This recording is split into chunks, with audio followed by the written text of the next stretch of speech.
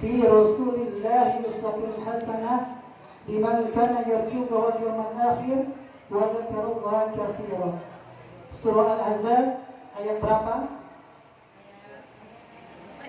21. Ayat 21. Insyaallah nanti dapat hadiah dari Ustaz Rusli. Yang sama-sama kita muliakan, kita hormati Hajah Arsiah Haji Semin dan keluarga besar. Yang sama-sama kita hormati aparatur negara, Bapak RW 04 Bapak Mustafa HS. Juga yang sama-sama kita hormati DKM Mushola Darul Muttaqin Bapak Haji Suyono Suwandi. Kemudian yang sama-sama kita hormati Ketua Pengajian An-Nur, yaitu Ibu Haja Aminah Rahmayati binti Haji Semin. Juga yang sama-sama kita hormati, kita muliakan guru kita yang barusan telah menyampaikan sambutannya, yaitu Ustazah Haja Syarafah. Yang sama-sama kita hormati Ustazah Hazah Naimasliyah. Juga yang kita hormati Ustazah Hajah Nada. Yang kita hormati Ustazah Naisah, yaitu Ketua Majelis Taklim Nurul Falah, dan Haja Armini, Ketua Majelis Taklim Al-Barakah. Juga ibu-ibu haja dan calon haja seluruh pengajian Maulid Nabi Muhammad SAW, serta yang sama-sama kita hormati, kita muliakan para guru, para ustazah, serta jamaah Majelis Taklim yang insya Allah semuanya kita dirahmati oleh Allah Subhanahu wa Ta'ala. Tak lupa pada guru kami, sahabat kami, adik kami, yaitu Al-Ustaz Al-Mukarram Ustaz Riza Al-Banjari, atau kita kenal Ustaz Rusli. Beliau adalah salah satu nominasi Dai Indosiar, yaitu yang menduduki juara ke-6, dan beliau termasuk dai muda yang sudah kemana-mana memberikan ceramahnya, baik dalam acara maulid maupun dalam acara Isra Mi'raj. Hadirin bapak-bapak yang dimuliakan oleh Allah Subhanahu wa Ta'ala, mungkin saya tidak akan panjang kalam, tapi insya Allah yang saya sampaikan ini mudah-mudahan menjadi esensi, menjadi nilai, menjadi substansi daripada kita memperingati Maulid Nabi Muhammad Sallallahu Alaihi Wasallam.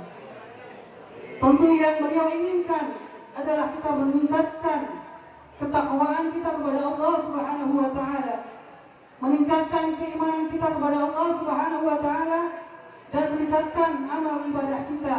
Serta yang terpenting adalah yaitu kita memperbaiki akhlak kita. Karena tidak lain tidak bukan Rasulullah Sallallahu Alaihi Wasallam diutus ke muka bumi ini yaitu untuk memperbaiki akhlak.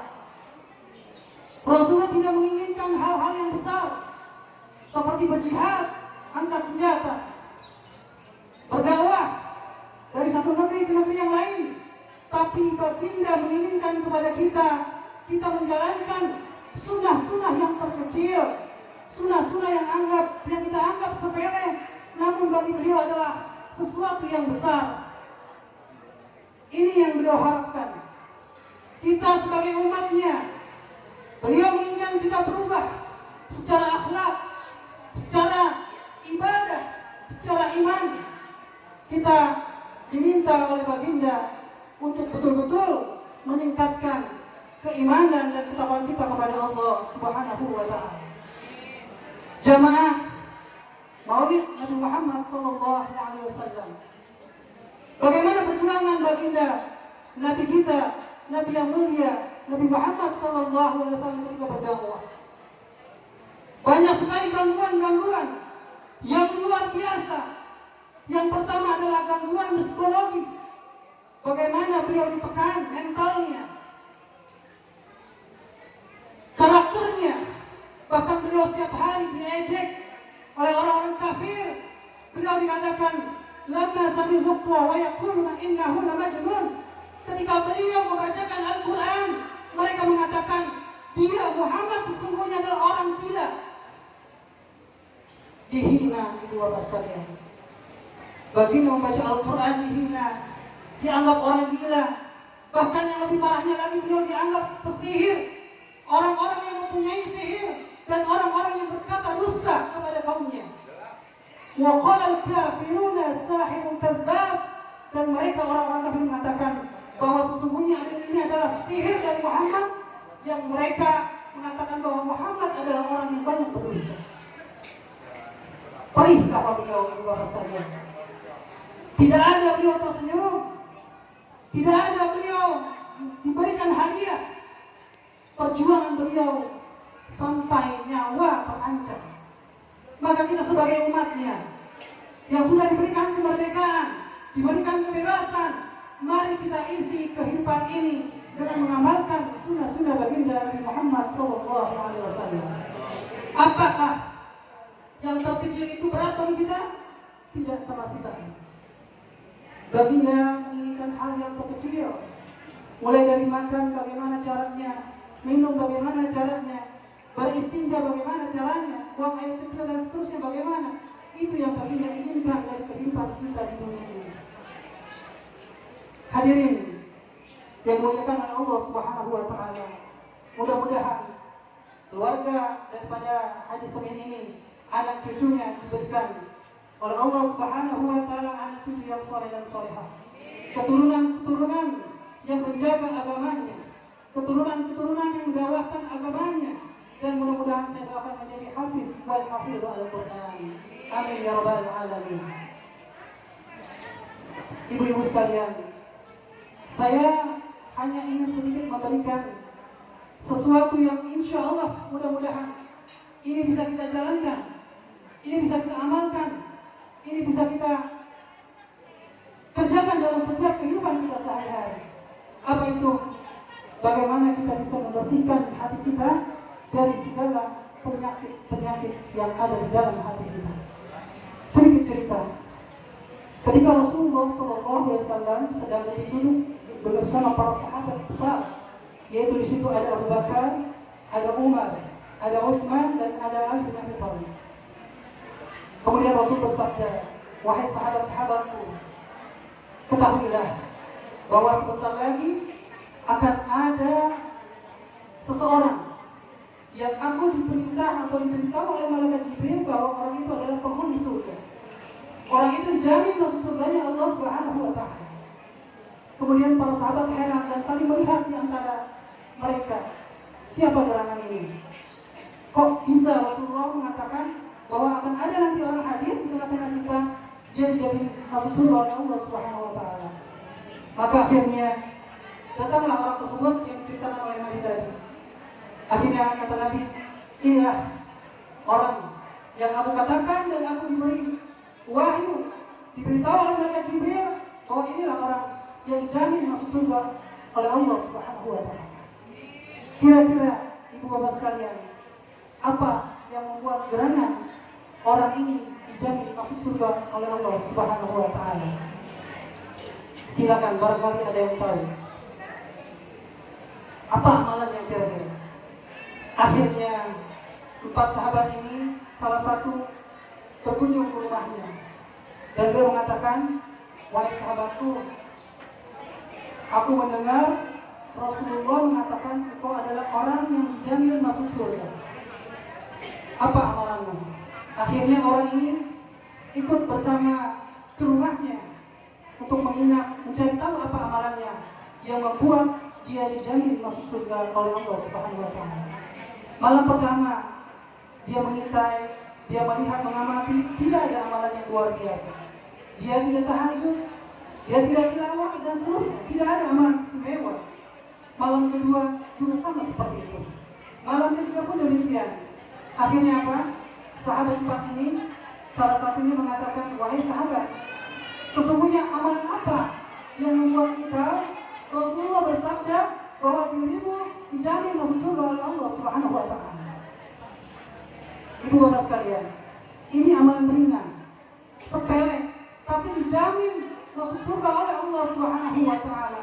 Akhirnya orang ini mengatakan dan dia berterus terang, wahai sahabatku, sesungguhnya tidak ada amalan yang istimewa yang aku kerjakan Tidak seperti kalian sahabat yang besar, tidak seperti Abu Bakar, tidak seperti Umar, Utsman dan Ali. Bagaimana amalan Abu Bakar yang menyerahkan seluruh hartanya 100% untuk di jalan Allah Subhanahu wa taala. Umar menyerahkan separuh hartanya untuk berjuang fi sabilillah. Ali pun demikian, termasuk Utsman bin Affan. Tapi sahabat ini tidak menyerahkan apapun, tidak punya amalan yang luar biasa. Dia mengatakan, wahai sahabat, sesungguhnya amalanku adalah ketika aku hendak tidur, aku berdoa memohon kepada Allah Subhanahu wa taala, wahai Allah, selama 1 hari penuh aku bermuamalah kepada manusia, apapun yang telah dilakukan mereka kepadaku, aku ridho, aku ikhlas, aku maafkan, dan tidak ada lagi takut paut mereka, urusan muamalah mereka, kecuali semuanya aku maafkan. Selesai urusan dunia ini. Inilah amalan yang membuat orang ini dijamin masuk surga oleh Allah Subhanahu wa taala. Artinya apa? Hatinya tidak ada dendam, tidak ada benci, tidak ada riba, tidak ada penyakit hati sedikit pun. Ini sahabat yang hidup di zaman Rasulullah dan tidak diketahui oleh siapapun kecuali Rasulullah mendapatkan wahyu, diberitahu oleh malaikat Jibril. Itu orang amalannya luar biasa. Beritahu kepada para sahabat, wahai Rasulullah. Kecil, sepele, gampang, tapi di sisi Allah Subhanahu wa taala amalan yang luar biasa. Adakah sampai saat ini, detik ini, hati kita masih punya sifat dendam, benci, sum'ah, hasad dan seterusnya? Maka beristighfar kepada Allah Subhanahu wa taala, mohon ampun, mohon kekuatan kepada Allah Subhanahu wa taala. Ya Allah, bersihkan hatiku dan segala macam penyakit-penyakit hati. Lapangkan dadaku ya Allah, mudahkan aku untuk bisa memaafkan kesalahan orang lain. Bayangkan ibu bapak sekalian, Nabi di Taif dilempari sampai berdarah, malah didoakan, padahal sudah dijamin oleh malaikat penjaga gunung itu. Kiranya Rasulullah minta apa dia melaksanakan, tapi apa beliau terucap dari hatinya, saya memaafkan daripada kaum Taif. Mudah-mudahan Allah Subhanahu wa taala kelak nanti di generasi berikutnya memberikan hidayah petunjuk kepada anak cucunya atau cucunya. Maka mari saya mengajak kita berdakwah bukan ingin dimuliakan oleh orang lain. Kita berdakwah adalah siap menerima konsekuensi, rintangan, tantangan, diejek, difitnah, bahkan dibunuh. Alhamdulillah, kalau diejek, difitnah saya sudah. Yang belum cuma mau dibunuh. Bahkan saya pernah ketika berdakwah, mic saya ditarik, langsung ditarik hari itu juga karena ada salah satu orang yang tersinggung ketika saya berbicara masalah kepemimpinan. Akhirnya apa? Apakah saya berhenti dari dakwah? Demi Allah, tidak ada yang bisa menghentikan dakwah saya kecuali Allah Subhanahu wa taala mencabut nyawanya. Jadi Bapak Ibu sekalian, ayo mari kita pahami, kita sadari bahwa bagaimana beratnya perjuangan Rasulullah SAW. Jangan sampai kita berleha-leha di kehidupan dunia ini. Jangan sampai kita bersantai-santai di kehidupan dunia ini yang kita belum tahu apakah hari ini, detik ini, pulang dari ini kita masih hidup atau kita akan diwafatkan oleh Allah Subhanahu wa taala. Al-Imam Al-Ghazali dalam kitab Ihya Ulumuddin mengatakan bahwa umur manusia hakikatnya cuma 3 hari. Kemarin, hari ini, dan besok hari. Kemarin semuanya telah berlalu. Apakah kemarin kita melakukan amal saleh? Apakah kemarin kita melakukan kemaksiatan, kezaliman, ghibah, mulut kita habis menceritakan aib-aib orang lain? Semua telah berlalu dan setiap amalan akan dicatat oleh Allah Subhanahu wa taala. Dan hari ini, apakah kita sudah memaksimalkan diri kita untuk beribadah kepada Allah Subhanahu wa taala? Apa yang tadi dikatakan oleh Ustaz Syarafah, bagaimana tahajud kita, qiyamul kita, bagaimana bacaan Quran kita, bagaimana duha kita, bagaimana sedekah kita, bagaimana bertetangga kita, bagaimana amalan hari kita hari ini? Apakah banyak bermaksiat? Apakah banyak kezaliman? Atau amalan kita sudah maksimal kita persembahkan untuk mencari wajah Allah Subhanahu wa taala? Ini usia kita yang kedua. Dan usia kita yang ketiga adalah esok hari. Kita tidak akan pernah tahu apakah kita esok akan panjang umur atau diwafatkan oleh Allah Subhanahu wa taala. Maka untuk itu kita kepada Allah, betul-betul beribadah, memaksimalkan diri kita untuk beribadah kepada Allah Subhanahu wa taala, melakukan amal-amal soleh, menjauhkan, menghindar dari segala sesuatu yang menjadi murka Allah Subhanahu wa taala, sekecil apapun jauhi dari diri kita. Cuma itu musibah kita yang sebenarnya. Hanya berputar ke situ lagi, kemarin, besok, hari ini, besok, kemarin, hari ini, besok, dan seterusnya. Apa yang sudah kita persembahkan untuk mencari wajah Allah Subhanahu wa taala? Bagaimana pendidikan anak-anak kita? Bagaimana Al-Quran, bacaan Al-Quran anak-anak kita? Bagaimana sholat anak-anak kita? Bagaimana pergaulan anak-anak kita? Setiap malam Sabtu, malam Ahad, itu dia lihat. Mereka begitu bebasnya berduaan, bukan mahram, dengan aurat terbuka. Apakah ini yang diinginkan oleh Rasulullah SAW? Apakah ini umatnya Nabi Muhammad SAW? Padahal beliau berdakwah, berdarah-darah, diancam, diintimidasi, nangis dia, memikirkan kita umatnya. Tapi bagaimana hari ini kita? Pendidikan anak-anak kita, amalan kita, hati kita. Maka dari itu, mari kita contoh sahabat-sahabat Nabi yang mulia, yaitu para sahabat yang begitu luas hatinya, begitu mudah mereka saling memaafkan, begitu mudah mereka saling menasehati, wa tawassaw bil haqq wa tawassaw bis sabr, saling menasehati dalam kebenaran dan saling menasehati dalam kesabaran. Itu esensi daripada Maulid Nabi Muhammad SAW. Saya memang ceramah tidak bisa mengocok perut ibu-ibu, tapi mudah-mudahan ini bermanfaat. Nanti bagian tertinggal-tinggal ada Ustaz Brusli, luar biasa kocaknya, siapin aja plastik pada muntah nanti ya. Jadi mudah-mudahan gue esensinya seperti itu. Makan minum tangan kiri, jangan bersandar, jangan sambil berdiri. Anak perawan kita kalau keluar tanya mau kemana neng, bagaimana auratnya, bagaimana pakaiannya. Tadi kata Ustaz Sarafah, bagaimana penampilannya, ya, tertutup atau terbuka. Ayo kita perhatikan anak-anak kita, karena anak-anak kita adalah generasi kita berikutnya akan datang.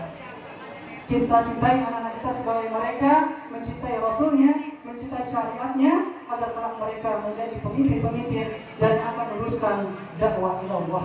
Mungkin itu yang bisa saya sampaikan. Mohon maaf atas segala kekurangan. Wabillahi taufiq wal hidayah. Wassalamualaikum warahmatullahi wabarakatuh.